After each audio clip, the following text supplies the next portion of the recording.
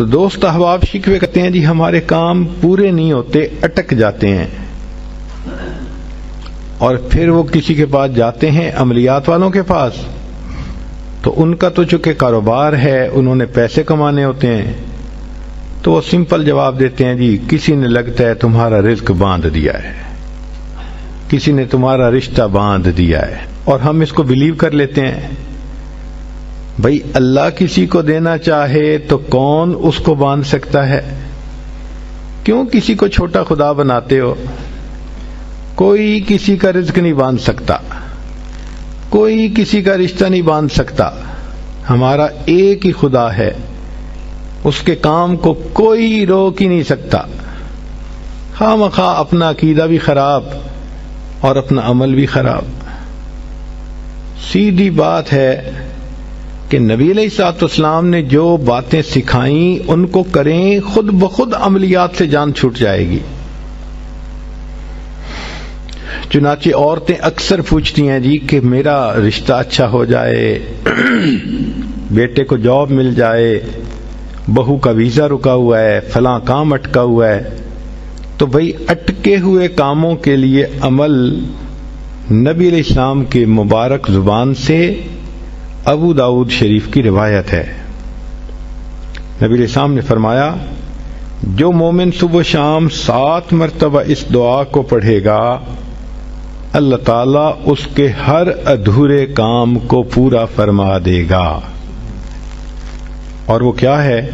حسبی اللہ لا الہ الا ہو علیہ توکلت وہو رب العرش العظیم۔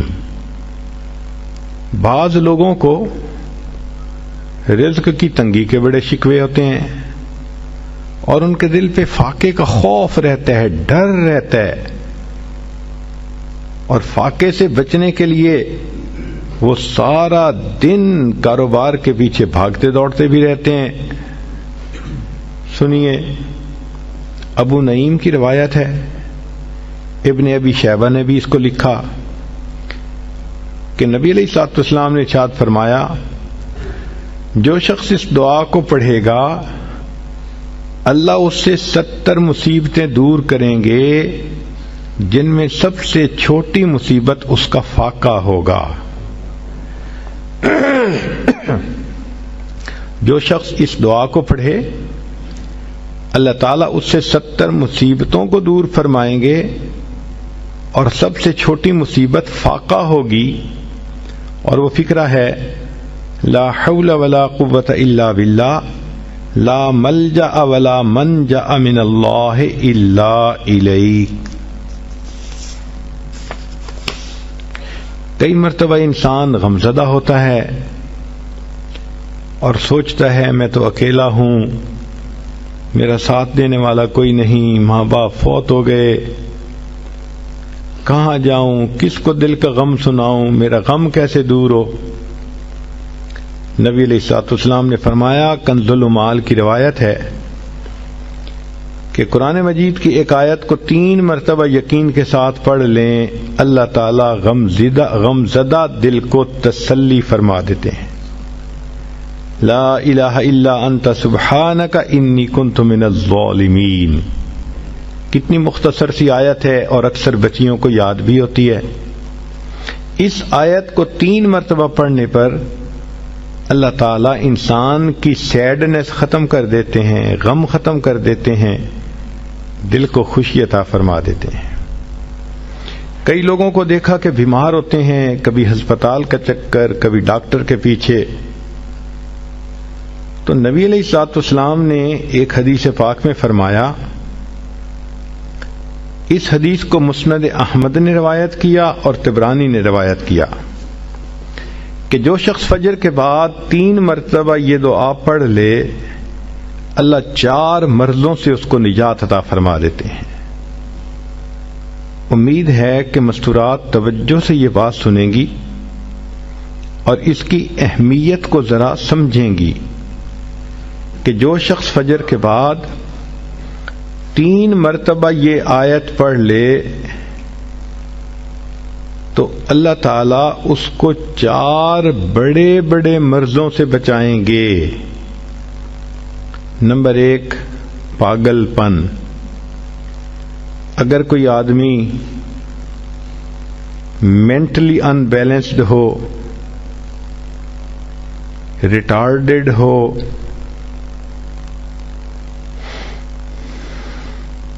یا جس بندے کو چیزیں بھول جاتی ہوں یا چیزیں یاد نہ رہتی ہوں، ذہن سے متعلقہ جو بیماریاں ہیں وہ اسی پاگل پن کے زمرے میں آئیں گی. یا کسی کو مرگی کی بیماری ہوتی ہے، وہ بھی اسی زمرے میں آئے گی. تو پہلی بیماری جو اللہ تعالیٰ دور کرتے ہیں وہ ہے پاگل پن، اور دوسری بیماری کوڑ پن. کوڑ پن کہتے ہیں چہرہ بدصورت ہو جانا. یہ بھی ہو سکتا ہے کہ برس کی بیماری ہو جائے، جیسے بعض عورتوں کو جلد بالکل سفید ہو جاتی ہے اور عجیب بدنما چہرہ ہو جاتا ہے، یا کئی مرتبہ جسم پہ تل اتنے نکل آتے ہیں، دانے اتنے نکل آتے ہیں کہ چہرہ بدنما ہو جاتا ہے،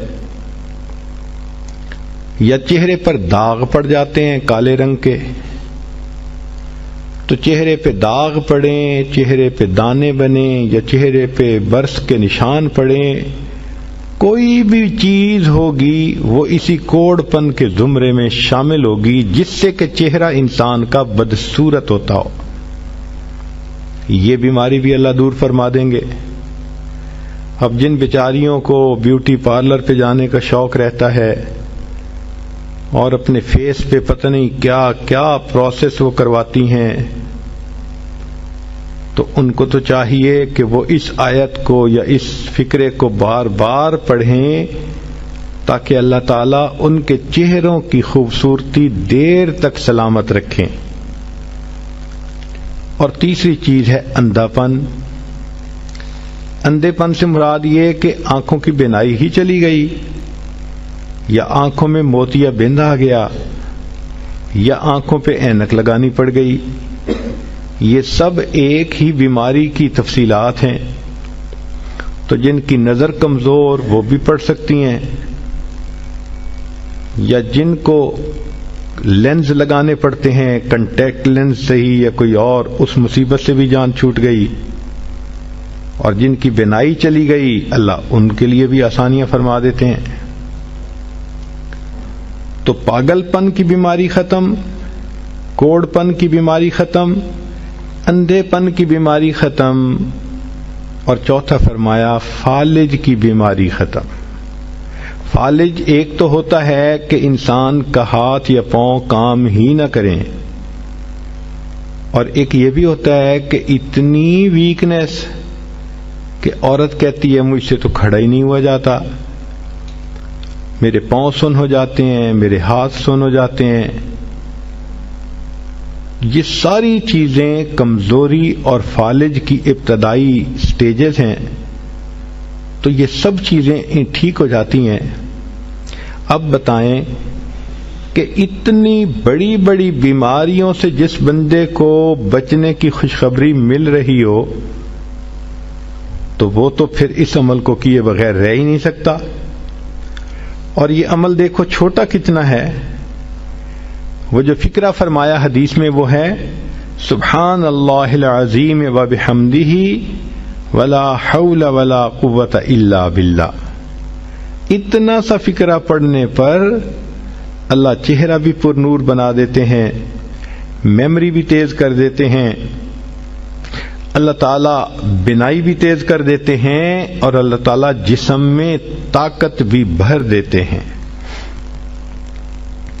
یہاں تک تو نیکیاں کمانا، گناہوں کو بخشوانا، فرشتوں کی دعائیں لینا، غمزدہ دل کو تسلی ملنا، اور بیماریوں سے محفوظ ہونا، اس طرح کے عمل بتائے تھے. اب ایک عمل سن لیجئے کہ دجال سے محفوظ ہونا. دجال ایک تو بڑا ہوگا نا، جس کو دجال اکبر کہتے ہیں، جو آئے گا اور بندے اس کے پیچھے لگ کر اپنا ایمان خراب کر لیں گے. جو امام مہدی کے آنے پر اور عیسیٰ علیہ السلام کے آنے پر ظاہر ہوگا، ان کے آنے سے پہلے ظاہر ہوگا، اور عیسیٰ علیہ السلام اس کو لد کے مقام پر قتل کر دیں گے. اس فتنے سے نبی علیہ السلام بچنے کی دعائیں فرماتے تھے، صحابہ بھی بہت ڈرتے تھے اس فتنے سے. تو انسان کا دل چاہتا ہے کہ دجال سے محفوظ ہوں. حدیث پاک میں ہے جو شخص جمعہ کے دن سورہ کہف پڑھے تو جمعہ سے جمعہ تک اس کے گناہ معاف، اور اگر وہ روزانہ پہلی 10 اور آخری 10 آیتیں پڑھ لے اللہ اس کو دجال سے محفوظ فرمائیں گے. تو اس عمل کو کرنے سے ایک تو دجال سے محفوظ ہو گئے، اور دوسری بات اور بھی سن لیجئے کہ دجال دجل سے بنا. دجل کا مطلب ہوتا ہے فریب دینا، دھوکہ دینا، اور بچیوں عورتوں کو انسان کی شکل میں بھی کئی دفعہ دجال مل جاتے ہیں. وہ ان کی عزتیں لوٹتے ہیں، بہانے بنا بنا کے دھوکے دیتے ہیں، ان کو بیٹرے کرتے ہیں. تو اس عمل کے کرنے سے عورت بچی ایسے دجالوں سے بھی محفوظ رہے گی. لا